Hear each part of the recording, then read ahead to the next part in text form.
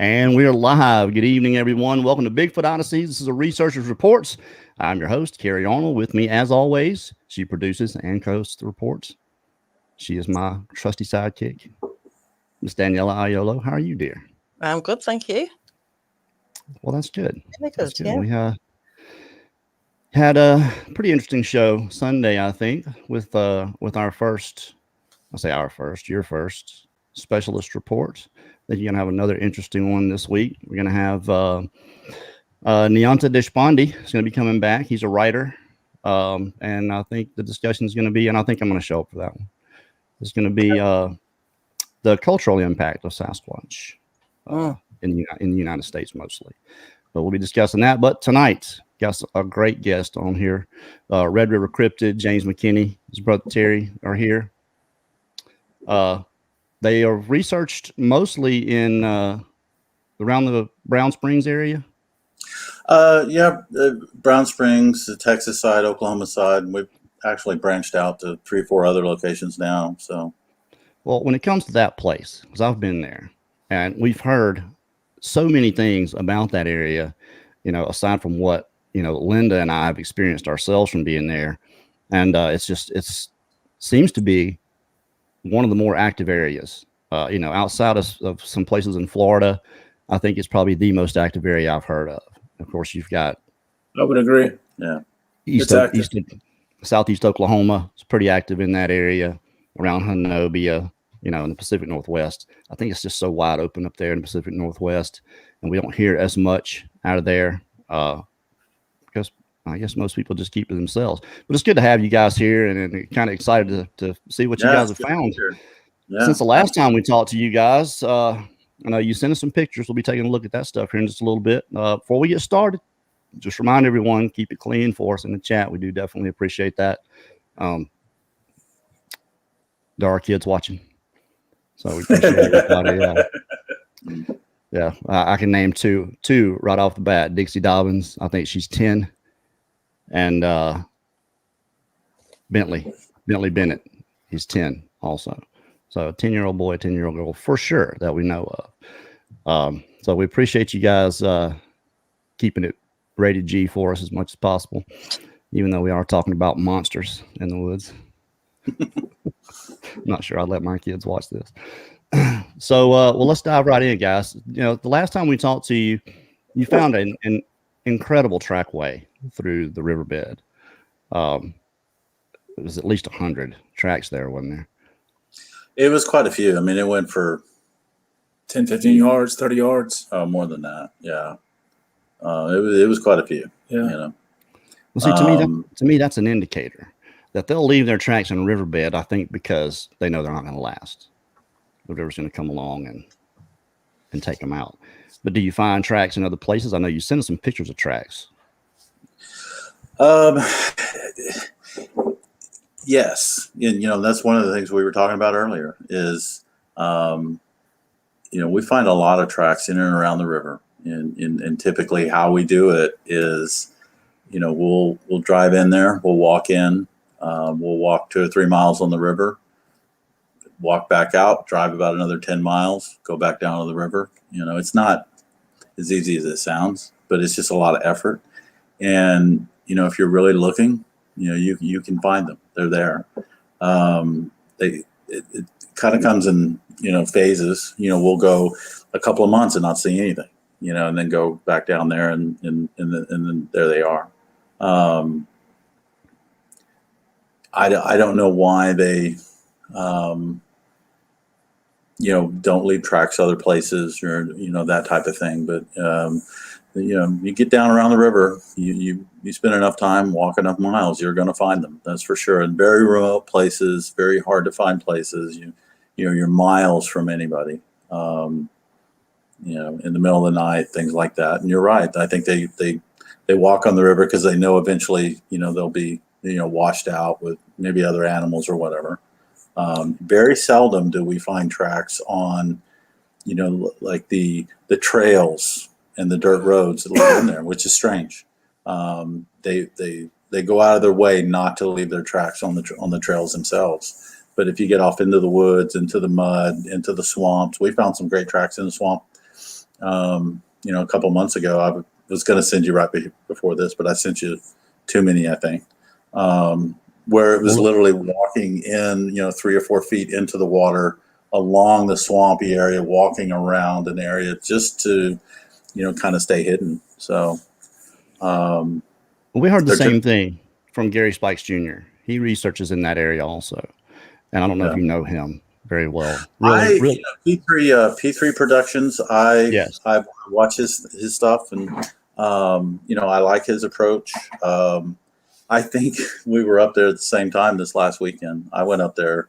Me and my son, went up there in the middle of the night. I think it was Saturday night, and I think he said he was going to be up there. I didn't see him, but I think we were up there about the same time. Yeah. Well, I think he does things about that area is it produces a tremendous amount of leaf litter. I mean, it's hardwoods. Yeah. It's also very dense. So sometimes when we do find a track, James is right, it's very difficult in certain areas. You just catch a partial. So, the river is just convenient because we know at some point they're either coming down for water, they're coming down for food, whatever reason they're down there. The sandbars make a great trackway. What were you going to say?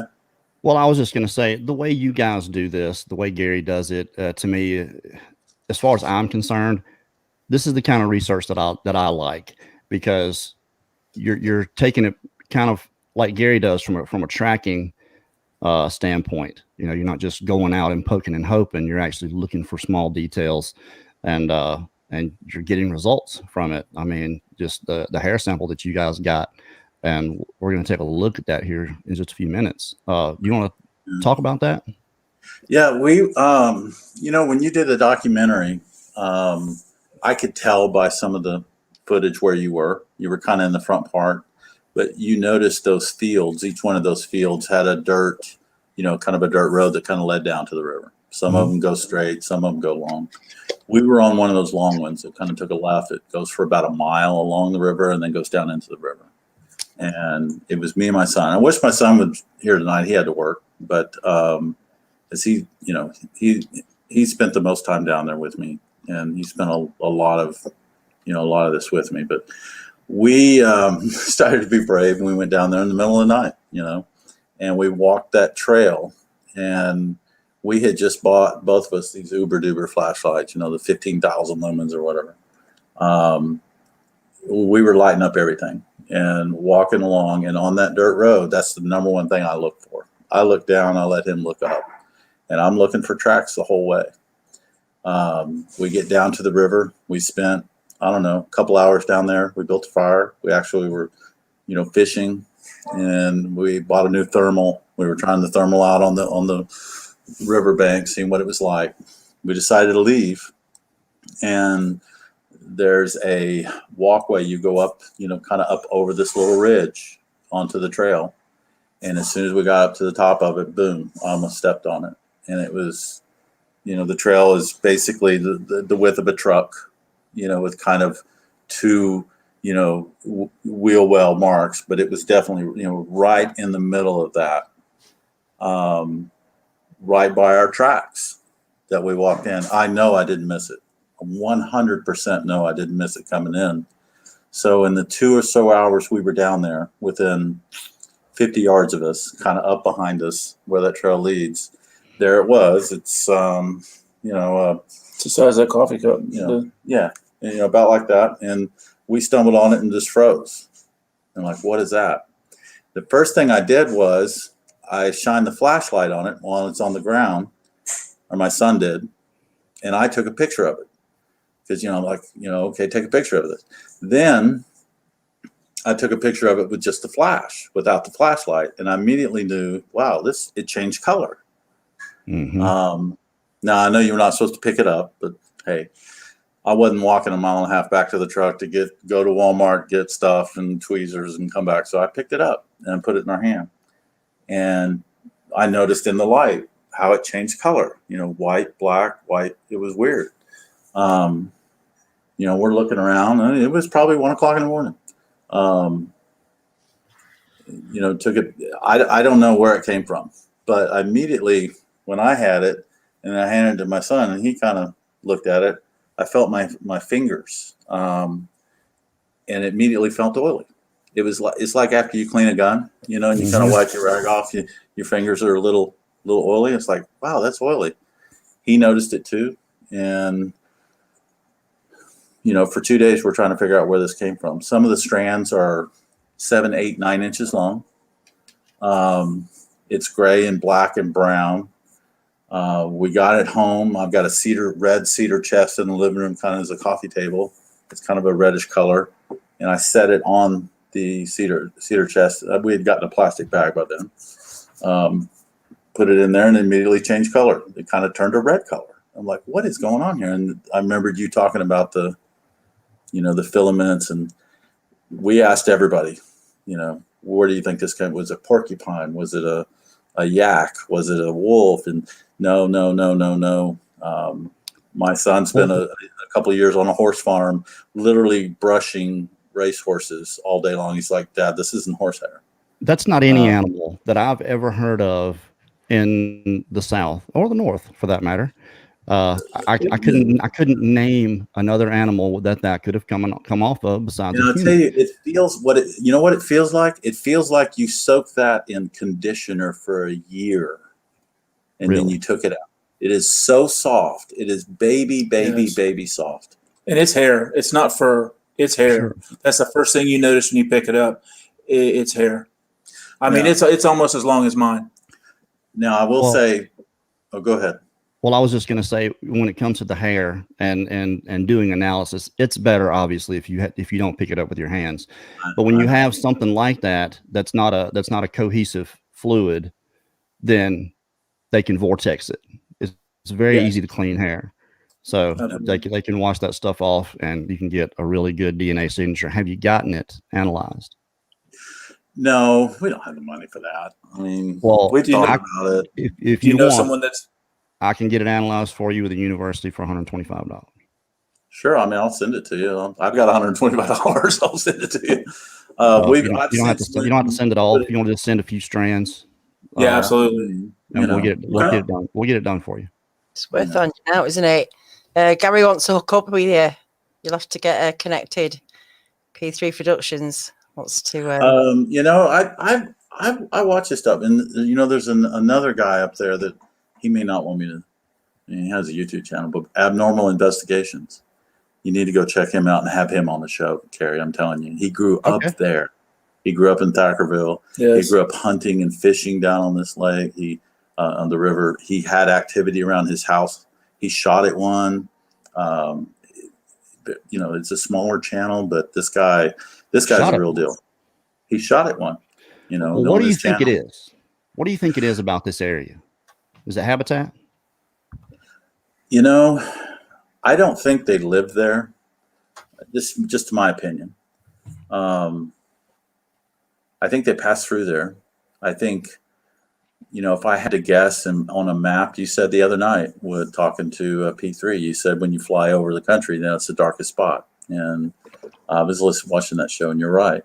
I think, you know, if you look at a map, up behind Lake Texoma is a better place. You know, it's more swampy. There's less people, but for whatever reason, they're in through this corridor. They're definitely there. I don't know. I mean, we've tried to figure it out. Me and my son went in there last weekend in the middle of the night. We went all the way to the back, 9 miles, well, not 9 miles, about 6 miles, back to Stevens Springs. And then we walked in 1.5 miles to the river. It was dumb. You know, it was raining, but we wanted to go back there in the back. And we got yelled at. I mean, just flat yelled at. And me and my son didn't even look at each other. We both just turned around and immediately started walking out of there. And, you know, I don't know why they're back there. Well, I think what might be worth looking at is the direct line from where you're talking about to the river, because the river it's got to be a major food source. You're talking about fish, mussels, other animals coming to drink. Mm-hmm. I mean, to me, that's what makes more sense. You know, if you don't think they're staying around there, what's the direct line? What's the closest place to get to the river from where you think they are? And if it's that place, then that's kind of the lines I would draw. But I'm not a researcher. We also just from hunting. you know, for 30 years. Yeah, I mean, that's what it is. It's hunting. It's trying to figure out, you know. I mean, what do you think? We also find some indication that we think it's a nursery. We find a lot of tracks in there, and we find a lot of small tracks, and we find them in conjunction with larger tracks. It's an ideal area. It is close to human habitation, but one of the things that James and I have been doing is going back through the lore and going back through other people that also are finding sightings, that are also doing field research. So we're trying to learn from others as well. So when we're not in the field, we're doing our textbook work, we're doing our school work. So, but it's interesting how we find these hot spots or these areas where there is activity that is relatively close to humans. I mean, they're not in their backyards, but there's houses within a mile of some of these places. So when, you know, it gets hot or when it gets cold, you can get in around habitation, and there's other food sources. But it's close to the highway. It's close to the river. It's it's hard to move around down in there. You've got to make a concerted effort to navigate and get down in there. The area in and out, there's the one road. It's very easy to watch, very easy to for a group of individuals to watch and see what's going. And let's be honest, in today's modern society, we don't get far from our vehicles. So they just follow the vehicles and they move through. So we've seen areas where there seems to be a lot of activity. So like I said, we think it's at times probably used as a nursery.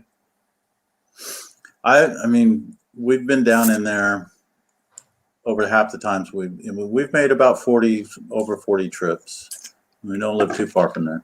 We can be there in 15 minutes. And we go up there a lot in the middle of the night. And we've been in there where you don't feel anything. You're there for 3, 4, 5, 6 hours. You don't feel anything. You know that feeling you got when you were there? Mm-hmm. Half the time you get there, you don't even. I'm not a good barometer for these things. I might get that feeling in my own backyard, you know. And you know they're there. Yeah, you know it's palatable, very palatable, very palatable. And so they're. I was watching, I don't know, one of your shows 2 or 3 months ago, and somebody was mentioning the moon cycle or something, you know, every 28 days or something like that. And I don't know. Maybe they just use the river to travel, but. You know, they have little ones down there, and I think in the summertime, you know, here's my opinion, but I think in the summertime when they can spend a lot of time above ground, you know, where they kind of maybe hang out for 3 or 4 days and then they'll kind of move on. But I personally, when I'm walking down through there, I don't see how they're sleeping above ground. It has rained every day here for 30 days. You know, we've seen 3 or 4 structures. We had a sighting at a structure. I have not seen anything that'll keep rain off of you. I haven't seen anything that'll keep cold out. Now I've seen, you know, structures that are pretty good size that will block the view, that will camouflage. I haven't seen anything, you know, if you left a small one that would keep a wolf out, that would keep rain out, that would keep cold out, of weather. Yeah. Why do you think they need these cold and, shelter? When you think of a structure, you're thinking of it as a shelter? Or, because, I mean, I don't look at them as shelters. Some of these things are really small. And, right. Like, what other animal needs a shelter from the rain? I mean, they just get on. For me, they just get on with it, don't they? We think they're blinds. We think they're hunting blinds is what they are. Or blinds or, not sentry points, but, you know, maybe, you know, the farthest area, you know, if they have maybe 1 or 2 or 3 in a certain area, and then maybe further out to kind of watch or something. But interestingly enough, they tend to be along game trails. Yeah. Or trails to water. That's something that we've been mapping out and kind of looking at. I think they probably live. I don't know. I mean, again, with my opinion, but this is the thing. This is the thing, James. I would live in a cave. This is the thing. We do tend to put our humanity on these things, but we don't know enough to know whether if they're tolerant to the rain or what kind of metabolism they have, how they handle the cold. But you guys have been enough to notice subtleties, differences. So your opinion to me means a lot more than someone that just comes up with something. That you're actually out there notating things. You're not sitting on the couch watching us talk about it and then coming up, extrapolating some theory. You're actually out there looking and noticing things. And to me, it's a little bit more valuable opinion, even though it's still an opinion. To me, it's a little bit more valid. In this winter cycle, it was colder than normal. Wasn't as cold as that one cold patch was very cold. And we just not see much activity in the wintertime. And not only that, just the presence. I mean, it's odd. You can get out there sometimes and you open the door and you feel it. And it's like, okay, we're not alone. Then you get out there, sometimes you hear the birds chirp, see the squirrels run, and it's just a nice day. It's a good walk in the woods. This winter, we got very little evidence, intuitive hits, anything about anything being around. And we specifically went out there right after we had that cold snap here, which is the coldest it's been in Texas in forever, to see. I mean, it was so cold that even a large animal, if it would have stayed above ground, probably would have froze. So it was something we were looking for with tracks, or to build dwellings, or hopefully maybe, I'm not wishing ill, but if one had passed, maybe we could have found it. We didn't see much evidence during the wintertime whatsoever. Mm-hmm. So, I mean, I listened to a lot of, the old timers and the people that have been doing this a long time, and, talk about maybe they move around, or, I don't know. I don't know where they would sleep.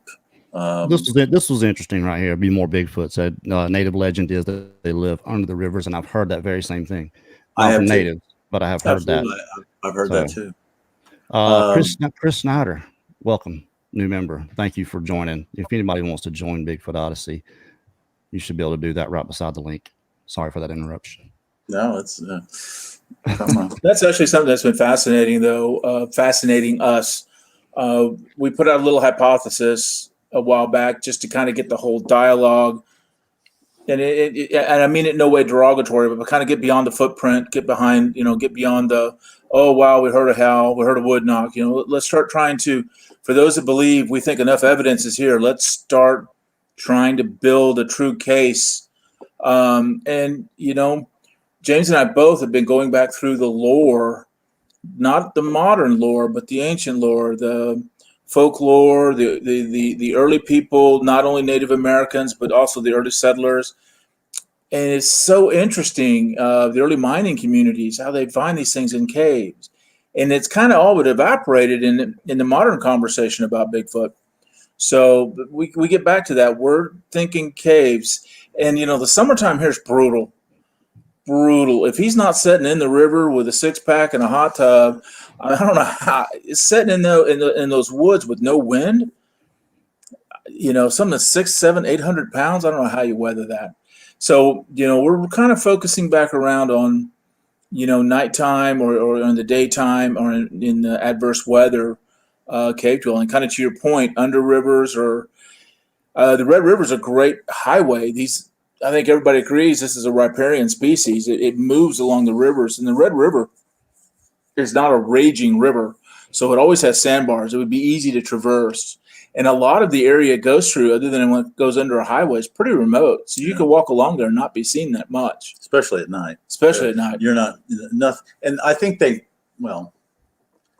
imagine they know this, that you could go down in there in the middle of the night and get out of your car and walk around for a couple hundred yards. They know that. They see cars come in, they see cars go.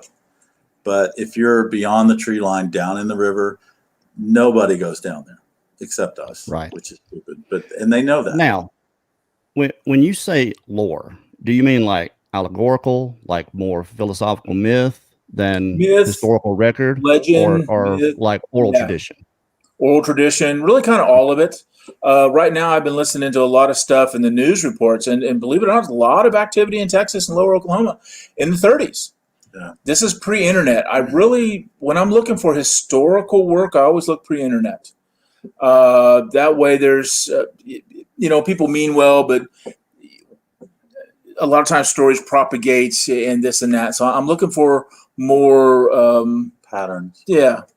So, but yeah, exactly. When I say lore, I mean history, oral traditions, stories, Native American lore. We were talking the other day that our grandmother, who raised me, right? You come from the Depression era, born, 1923.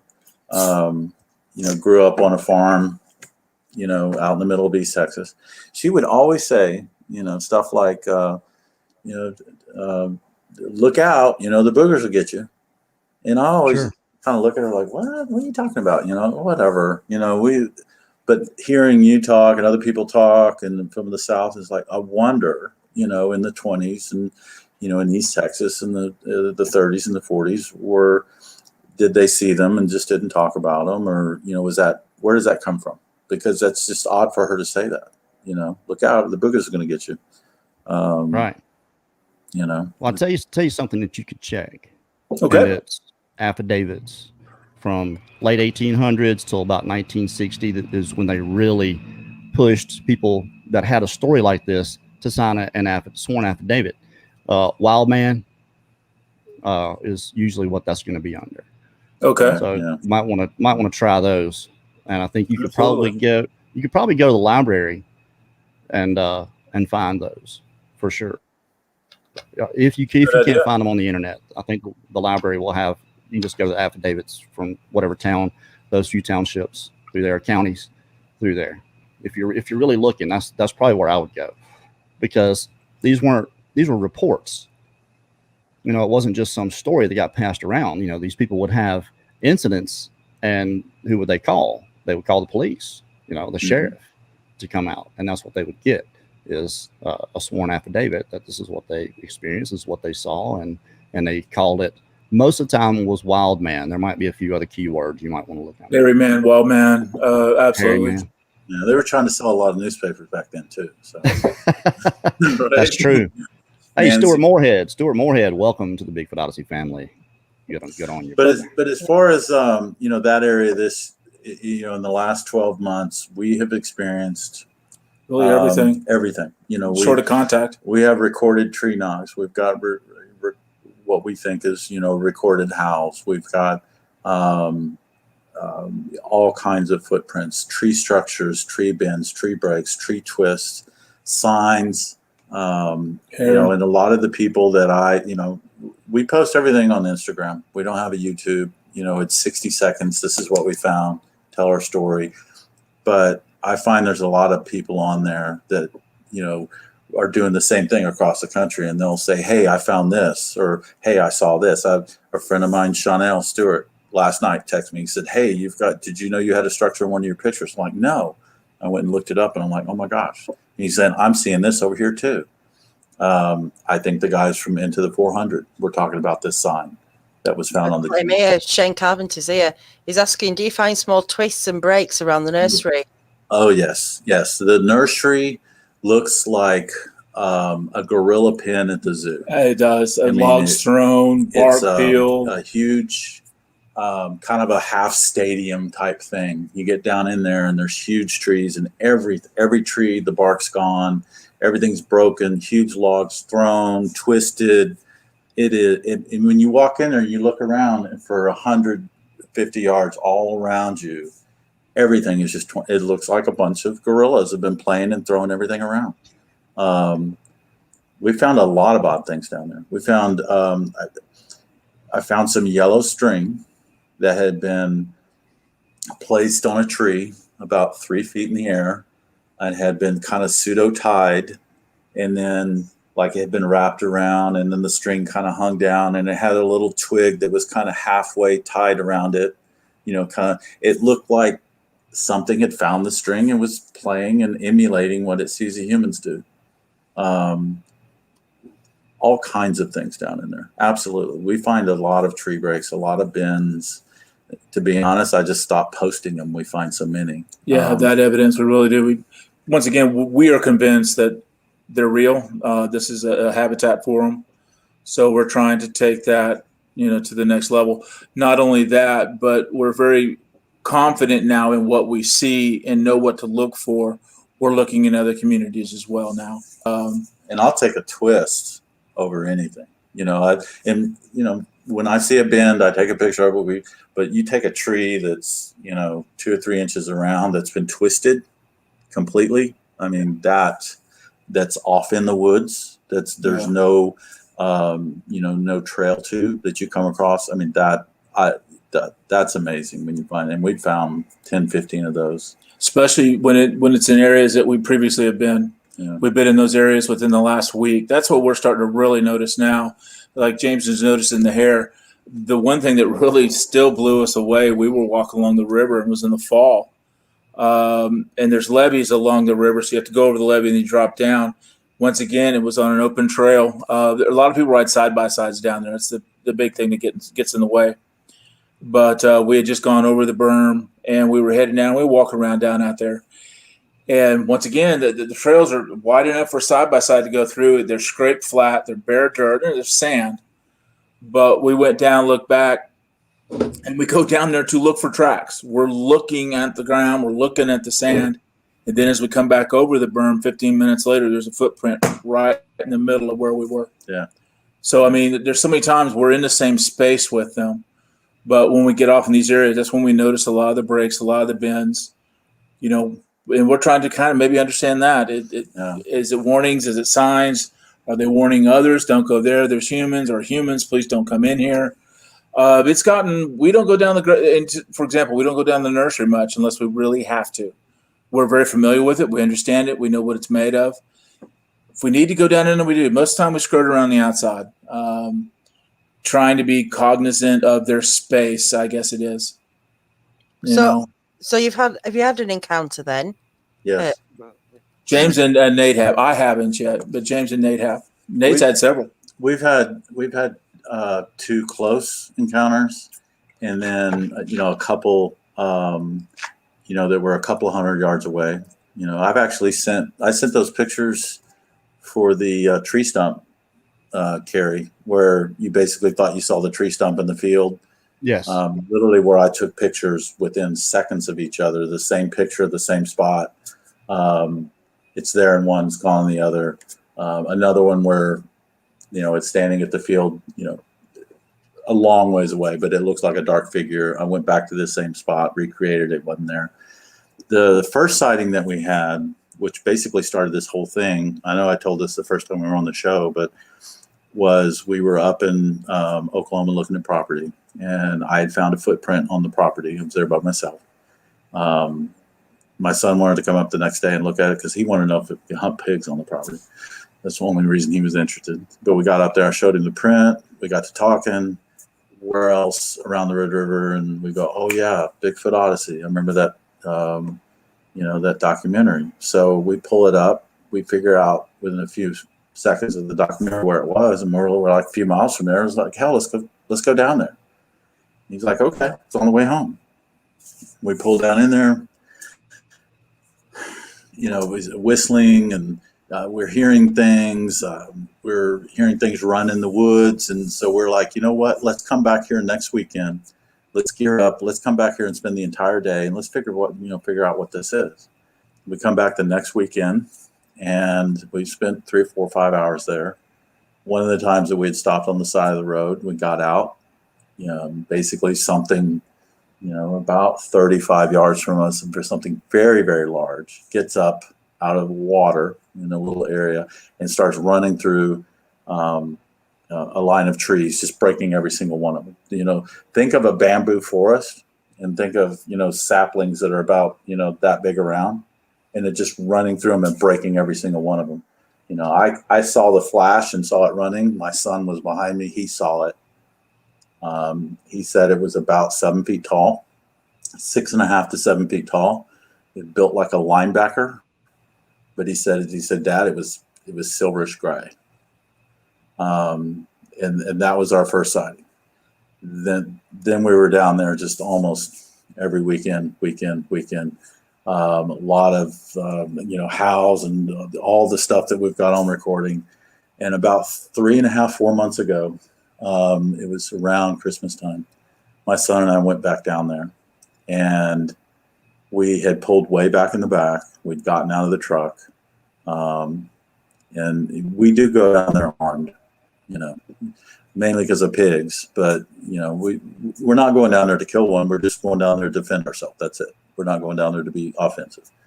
We got out of the truck, got our guns. I kind of pointed, I'm going to walk over, this way. He said, fine, I'm going to walk over this way.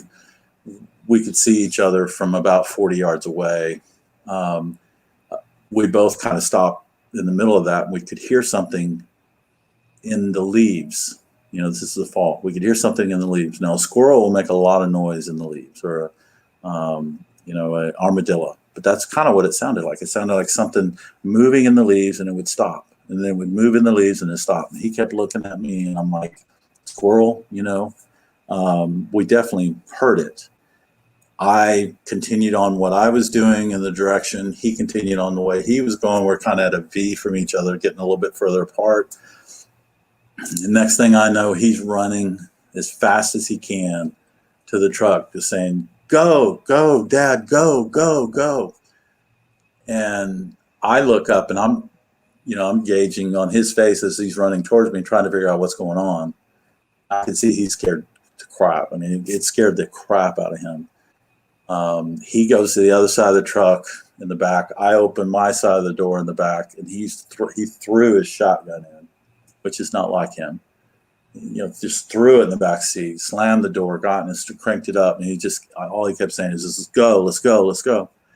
So I put my gun in, I get in, and he's going before I even get in the truck. And I start, okay, what's going on? And he couldn't talk. I mean, his hands were literally, just shaking like this on the steering wheel, just shaking. It's not like him. We got out of there and got all the way up to, there's a little, gas station way at the top of the hill, probably about 3 or 4 miles up. And before he would even talk. And basically he had walked, I had walked into the woods in a trail. He had continued on this little road, this little trail. And as he got to it, to his left, there was a big pile of bushes. It looked like a tree had fallen over, an oak tree. And it was just crap piled on top of it. As he got even with that, looking straight away, he was just meandering, kind of looking. And as he turned to his left, one stood up. And it stood up from behind this brush pile. And he said that, basically when it had stood up, it was kind of facing him, and it kind of turned like this and just started walking. We're talking about 10 feet. We measured it. It was less than a travel trailer length, probably 30 feet. He was kind of on a raised area, and then this area was kind of lower. And, I tried to get him to talk to me about it. What did it look like? And all he could say, he says, Dad, it was Marvel Comics big. He said, you don't understand how big this thing is, and in the conversation, and got him calmed down, and took about 30 minutes. And then he says, Dad, this thing is huge. He said, if I'd had a gun, this is what he said. He said, if I'd had a gun, it wouldn't have done any good. I said, Nathan, you had a gun. You had your shotgun full of slugs. He goes, no, I didn't. I go, yes, you did. He goes, oh yeah, I guess I did. He said, he said, it doesn't matter, Dad. He said, when you see this thing, all you want to do is run. He said, this thing was massive. We went back. We had a tape measure. We got him calmed down. This was mid-morning. This was probably 10:30, 11 o'clock in the morning. Nobody was down there. We were down there by ourselves. Walked around the little pile of brush, this huge pile of brush. If you were standing next to it, it'd be above your head. And as we get around it, we could tell it's a shelter. Hell, you could see where it was made, and then you could see where something was laying down in it in the leaves.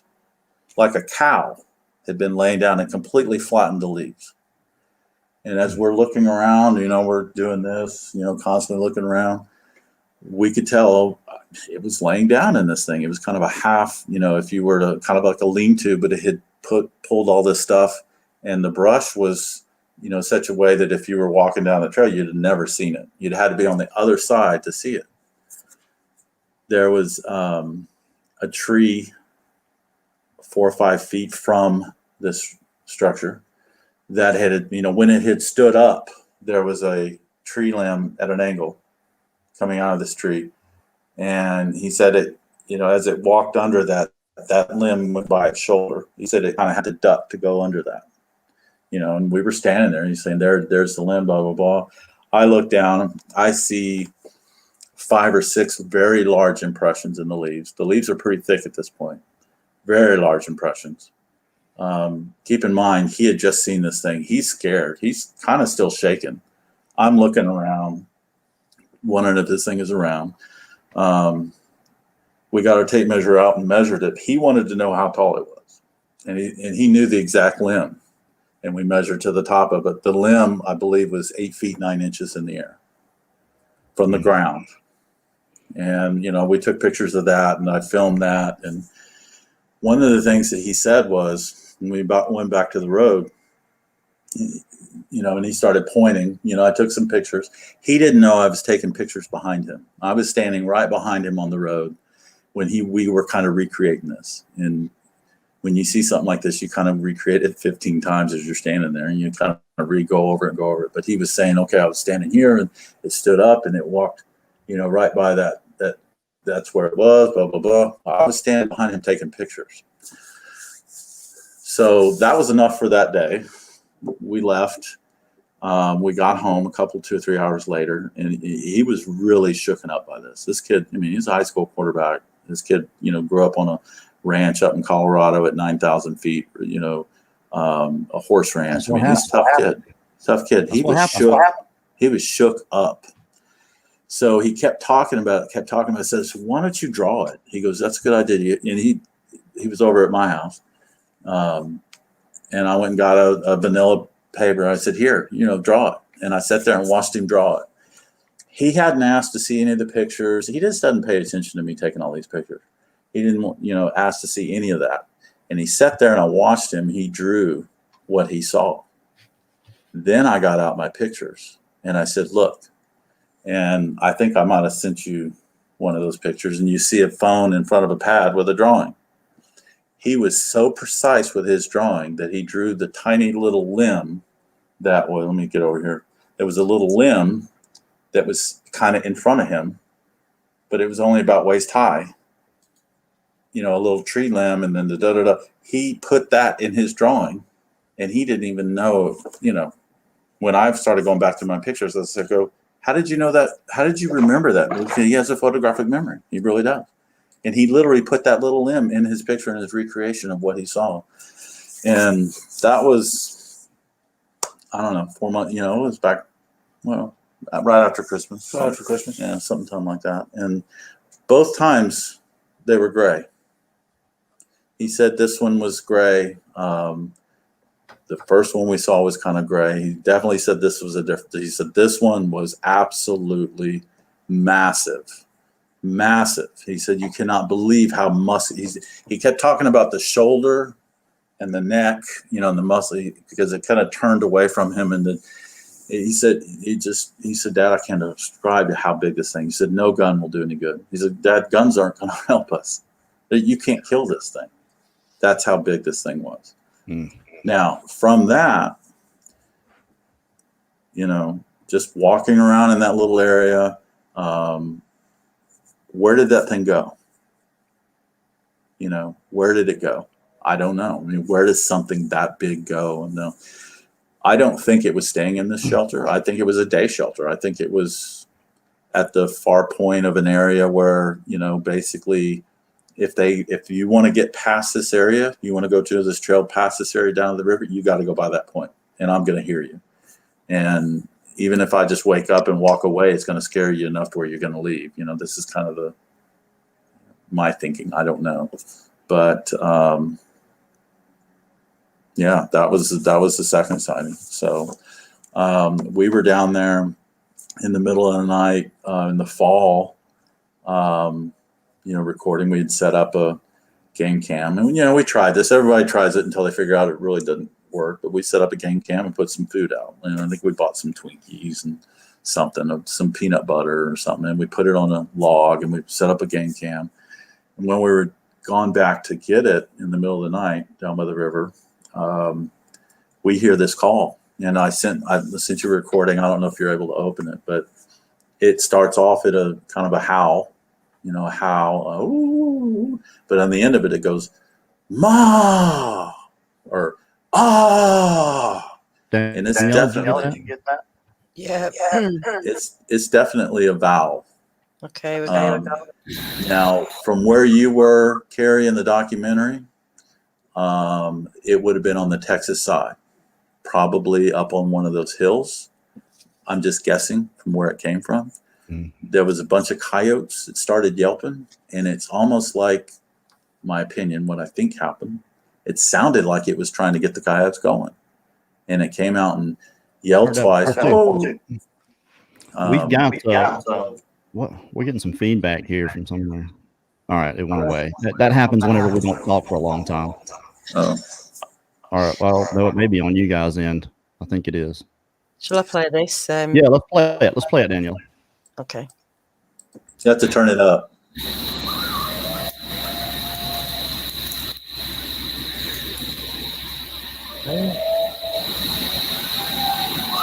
That's not fire.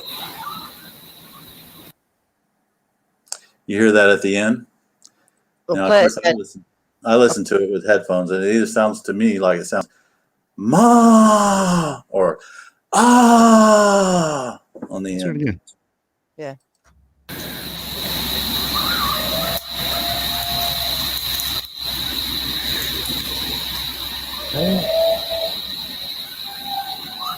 That's not fire. That's a yell. Yeah. That was some kind of yell. Absolutely. That was, we were in the middle of the swamp on the woods, kind of 20, 30 yards from the river. And it sounded, if I had to pinpoint it, it came from the Texas side, has those kind of those hills right on the other side. Yeah. It came from the other side of the river, probably 200 to 300 yards away. We got yelled at the other night. I mean, that was, I don't know what that was. It was a howler monkey type of a kind of a call. I don't know. It scared the crap out of us. I only laugh because you guys keep going back, and I know it's hard for me. It's hard for me to grab. You guys experience these things. You're getting yelled at. You've seen this thing. It's massive. You know what? Huge. We talk about this area, all the activity. Most of the activity we've gotten in the last 3 months has been away. We went to Honobia. We were in Honobia 3 weekends ago, me and my son. And that is the scariest place I've ever been in my life. I'll go to Brown Springs down on the river in the middle of the night, but that scared us. That is, have you ever been there? Nope. That is the real deal. That place It's spooky. is spooky. And I don't know what's there, but the only place scared the crap out of me. The only time I'm going to a place is if someone has a story to tell and they want us to tell their story. I'm not just going to go. My son is fascinated with the Siege of Honobia, right? Sasquatch Chronicles. It's his favorite episode. And he's like, hey, let's go to Honobia. Let's find that house. And I'm like, we can't find that house. He said, well, let's go up there and try. So we went up there and we were in a cabin for a couple of days, and we were all over those mountains, and that place is the real deal. I mean, we tried to stay down there in the middle of the night. We were, I don't know, half a mile down a logging road on the mountain above Honobia in the middle of nowhere, in the middle of the night, no lights, nothing. And we couldn't do it. I'm here to tell you, we couldn't do it. We lasted about 30 minutes and we had to get out of there. I mean, that place is, you lasted 29 and a half minutes longer than I would have lasted. My brother went down to, there's another area down in the Big Thicket down in East Texas that we're gotten permission to go into. And it's a big area. I'll leave it at this. The person we know has access to about 2,000 to 3,000 acres in there that no one else can go into. And He went down there and stayed about Couple weeks ago. 5 miles from there. Yeah. Tell the story about what the howl you heard. We were sitting on a cabin. It was it was at the start of all this rain. It was Friday night, very overcast, very dark. And we were just sitting on the balcony, just enjoying the rain, really. And as everything kind of got quiet, we were just listening, and off in the background, there was a truck that had gone by. There was a road about half a mile over, and the truck had just gone by that, and I was just kind of listening to it, and then back off towards one of the national forests, which butts up to this property. Very similar to what you just played. Whoa, whoa. And that just made me snap around, and I listened, and then it paused, and probably 3-4 minutes later, it came back, and very definitive. It rain had stopped just a little bit, and I could not believe that. So got a map out, and we've been interested in this area in the past, but kind of what I was saying at the beginning, now that we know what to look for a lot better, we've run all around, East Texas. We just didn't know what to look for. Yeah. So that's what the Brown Spring area has kind of taught us, is what to look for. If you want to find Bigfoot, go where they are. Yeah. We've figured that out. I mean, because we've done this for 20 years, just playing around with it and going out in the woods and, well, let's put a trail cam here, or, let's look for track, and nothing. But if you, find places where there's 20, 30, 40, 50 sightings, you've got a lot better chance. We figured that out. And you're doing it. Yeah. You're doing it. And I think it's awesome that you're doing it with your son. I mean, the whole family is into this. That's what, to me, that's just my oldest likes to the deal. Again, I will say that that really affected him, and I was not expecting that. Yeah, we wanted to go down and see it, and it was like 2 weeks before he would go back down in there, and he wouldn't even go up to it. It was me and my son. We actually crawled around back there, saw that it had been carved out, and looked in the area, and I thought it was closer than that, but it's closer than I would want to be. I mean, it was less than here to that wall over there that he saw that.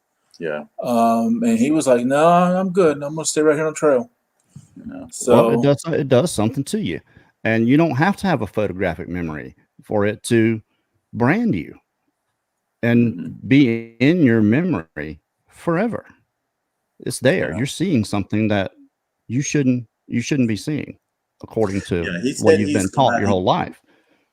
He didn't see the face because, like, it stood up and turned away from him, and basically what he saw was a profile, and he said really just a shoulder massive, above the waist, and he could, at some point he saw a leg stepping, but he didn't see the face. But isn't that enough? it's interesting you mentioned it was silver. The both sightings had silver, and your hair is silver. Now it takes on different hues when it's in contact with different light, but when it's held up by itself, it's silver. He said the first one he uses the word silver. The second one he uses the word gray. Now, But yeah, we've seen on these guys collect clear hair. If you look at that hair you got under a microscope, those gray hairs might be clear. Just kind of looking around, like this table. This is a red oak table. If you set it down on there, it would kind of take on that color, and it's really weird. So, Well, we got just a few minutes left here. Let's look at some of these footprints. Let's look at some of those. Daniela, if you don't mind throwing some of those up there, maybe talk about Selection there, but I'll bring individual ones up. Now, see, that just looks like a hominoid footprint. Absolutely. That's deep. Of course, it looks like soft mud too. Yeah, but that was definitely in a swampy area, way back in the back, and the first thing I think of is I know nobody's back there barefooted. Mm-hmm. It was, how big that right it was there? Probably 14, something like that. Bigger than my foot. I have a 12. That's a great one. I wear 12-inch boots, size 11 foot, but I wear 12 inches because it's easier to get on and off. Right. And I'll always kind of put it side by side. That right there. That's amazing. That's great. That's not a foot that's been in. That is not a foot that has been in a shoe. Look at that big toe. Absolutely. And the width, Good flat sole. almost as wide as it is long. Very Neanderthal looking. Great print. I'm saying, I think, I'm just saying question mark hand. I mean, if you look at the one at the top with a lot longer, it looked like a handprint to me, but I don't know, I don't know for sure, Kind of does look like a handprint. Absolutely. You got onto us for not making casts last time. So I did not. I didn't get onto you. And the big one, of course, broke in the middle of it. But, we're still new to the casting. Yeah. Now, the one on the right's probably legit. The one on the left, that's the top of it. When you flip it over, it's a human footprint. We had casted those right at the end of summer, and there was a lot of activity around. Look what looked like an abandoned campsite, and the people had left a lot of stuff. So, but the one on the right is, we think's legit. We found that while he was pouring that one. I'm like, you need to come do this one. He's like, oh, yeah. Yeah. So, anyway, that was our first attempt at casting. This here. Yeah. Where was that? That is on the Texas side, right? So if you go about 6 or 7 miles east down the river, close to behind Lake Texoma, that was on the Texas side, and probably 2 miles into the woods, very remote. Just walking along, and I stopped and looked at that and went, "Oh my gosh!" And actually, I didn't notice the double. I was just taking pictures of it. I saw the X. Well, if you look at the bottom of that middle circle back there, it looks like a leaner up against that tree. You're right. Yeah, absolutely. Yeah. Interesting. Yeah. There's one here. It's a bit gory. Okay, so that was last weekend. Yeah, don't show that. Don't show that. Don't. No, don't show that. Sorry. Okay. Did you see it? It's very Yeah, quick. I saw it. It's small. What is it? How many deer did you kill? It's a dead deer. But that was last weekend, driving through Brown Springs on the main road. It's raining. Me and my son, we see a doe standing in the middle of the road in the headlights, and we couldn't figure out what it was doing. It was like sniffing the ground. As we got up, it ran. So you got field on your right-hand side, thick woods literally the woods are almost up to the truck on the left side driving down this road. We get up to it. We couldn't figure out what it was. Kind of went past it, stopped, got out. And I got out with a flashlight. And I'm like, what the hell is this? And I finally figured out it was a fawn that had been torn apart. And yeah, we don't want to show that. What predator, wolf, coyote? Coyotes will take fawns out. I mean, but they're not going to leave that behind. It's kind of subjective. No, not usually, not unless something comes in and runs them off. But right. I mean, again, why would anything leave anything behind? Right. That's another question there. A couple of people said, well, maybe it was to bring the doe in. I don't know. It was very strange. That could have been that. You want to know what's going on in Brown Springs at 1 o'clock in the morning? There you go. That's what was going on last weekend. So the death of Bambi is going on. Of course, it happens. That's just a part of nature. It really is. Well, we've got just a couple of minutes left, and we really appreciate you guys coming. Do you want to take 1 or 2 questions? Sure. Sure. Absolutely. Some girls say, do you ever feel like they corner you or guide you in there, out there, or? Yes, yes. Feel surrounded. I've had 2 or 3 instances where you hear something in front of you, and then maybe you'll hear something behind you. And me and my son always say, remember, if you hear something in front of you, turn around. Because they're trying to draw you in. And right. I think if you listen, predators don't give you a warning. If you're hearing something, they're trying to get you to leave. That's been my experience so far. I wouldn't put it past them to try to do that, but I haven't, I don't know. The whole time you're there, it's creepy, anywhere in the woods and around there on the Texas side, the Oklahoma side. And, no matter really where you go, and you know they're in there, it's kind of creepy. You know, it's hard to keep. I can vouch for that. Across the road. Now, over where the cemetery wasn't creepy at all. I know, but that's the one that creeps me out so much. I get around the cemetery, get up on that hill, and I am just, my head's on swivel. I was up there by myself about 3 months ago, no one around, and I was up at the top of the cemetery taking pictures, and I hear something running through the woods at me, and I almost peed my pants, you know, and I'm like, oh my God, it's got me. And I turn around, this big fat husky's just sitting there just panting. And I was like, hey boy, what are you doing? And I started playing with his dog, and yeah, but cemetery is kind of creepy, you know. I didn't have a problem with the cemetery. When the creepy level starts rising, that's the other thing. When we get out and it's kind of creepy, okay, they're around. But then when it starts really starting to rise, okay, we need to go someplace else. Rocks start getting thrown, pebbles, stuff like that. Yeah. But just pay attention. Yeah, absolutely. Well, we really appreciate you guys showing up, especially on short notice. Definitely want to get you back again. I know James and I talked to you not too long ago, but man, I've just been so busy. Yeah, I know. I know. I got to go to work right now. That's the only reason we're going to go ahead and cut this off. But hey, thanks for joining us. I just want to let everybody know this Friday night late show is going to be late. We're going to do it at 12:30 a.m. Central Time. It's the only time we're going to be able to do it. Brad and I are going to have on Michael Bluler. He just had an episode on Sasquatch Chronicles 761. I think an incredible encounter. He had it in Mississippi, about 40 miles away from where I had mine. Oh, yes. I heard that. A lot of similarities. What happened? So that's what we're going to be talking about Friday night, 12:30. Excuse me, 12:30 a.m. Central Time. So we'll be posting that up, and hope to see you guys then. And this Sunday, Daniela and I are going to be doing our second specialist reports. We're going to have Nyanda Deshpande is going to be on. He's a writer. He's from India. We've had him on before. I think people had a hard time understanding him, but we've kind of worked that out. So, and we'll be talking about the cultural impact of Sasquatch on that show. That's Sunday at 7 o'clock. Hope to see you guys then. All right. Y'all have a good night. Good night.